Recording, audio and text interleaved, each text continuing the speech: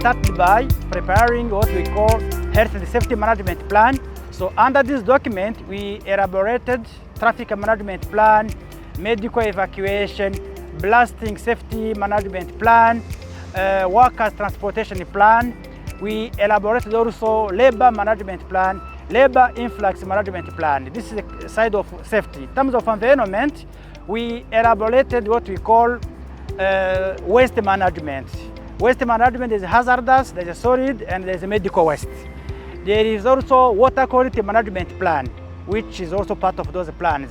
In terms of health, we have to be sure that we have medical team in place with ambulance to assist us to evacuate and also to provide the first aid cases before the case being transferred to the hospitals.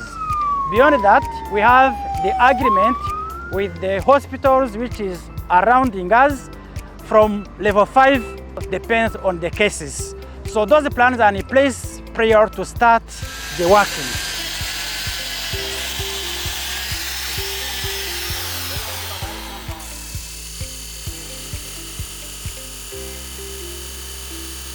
Once the contractor is mobilized, we ask him to implement those measures as they are in those plans as guided by World Bank guidelines called Environmental and Social Framework.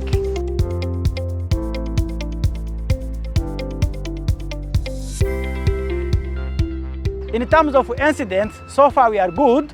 The incidents that we have, those are the minor ones for the site. There is no any critical incident whereby we record permanent disability or someone who is losing the part of the body. So minor we have is wounds or something like lacerations. So there is no big fractures. So far we are good. If we don't have a permanent disability, it means don't have fatality, either outside the project or within the project.